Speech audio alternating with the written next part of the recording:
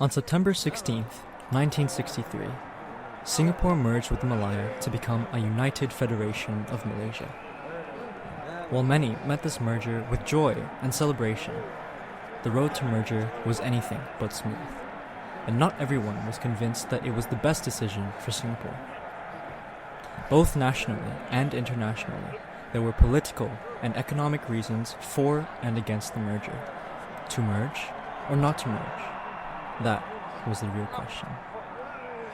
Politically, there were several reasons for Singapore to merge with Malaya.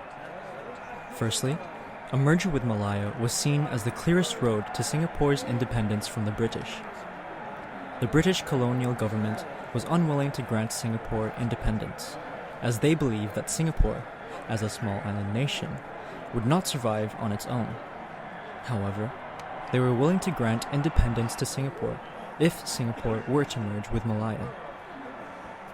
Secondly, the leading political power at the time, the People's Action Party, or PAP, promised Singaporeans that the PAP would achieve independence for Singapore as part of their campaign. Now that they were the government, they needed to fulfill their promise to the people. However, politically, the idea of a merger did not entirely bode well with Malaya or even with some Singaporeans.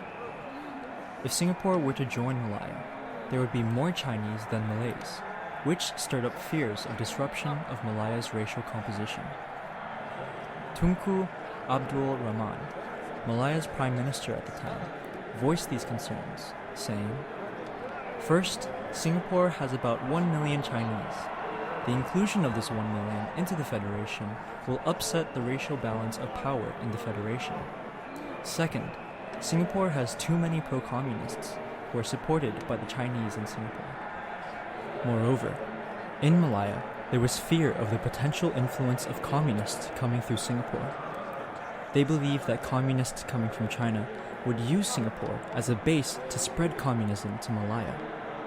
These fears were, in part, driven by the presence of pro-communist individuals in Singapore's political sphere.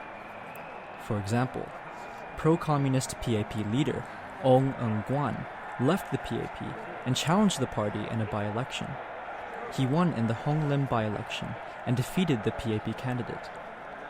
To Malaya's Prime Minister, Tunku, this was evidence that the radicals could take over the PAP and make Singapore a communist country. This goes to show that not all Singaporeans were happy with this merger. Some, such as ex-PAP members Lim Chin Siong and Fong Swee Swan, opposed the merger. They believed that Singaporeans would not have the same rights as those from Malaya upon merger. Prior to the merger, Singapore was not faring well economically and stood to greatly benefit from a merger with Malaya, which offered resources and economic prowess that Singapore did not have. In the words of former Prime Minister Lee Kuan Yew, "Now independence through merger in a larger unit is clearly before us. It would also mean that we would have a larger and more powerful economic base." As a small nation with limited natural resources, Singapore would gain access to the natural resources that grew abundantly in Malaya. Singapore was also experiencing slow economic growth as entrepot trade declined, and a merger with Malaya would lead to an increase in trade and industries. Previously, the Malayan government had introduced taxes on goods traded between Singapore and Malaya. Singapore hoped that a common market could be established through the merger that would decrease tariffs. An increase in trade and industries would also help Singapore in another area of concern: jobs. Singapore was also experiencing high rates of unemployment, but a growing population. An increase in trade and industries would lead to more job opportunities for Singaporeans. However, not all Singaporeans were convinced.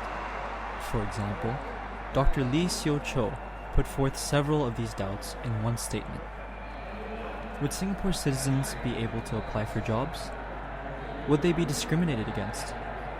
Merger did not by itself mean there would be a bigger market for Singapore manufacturers.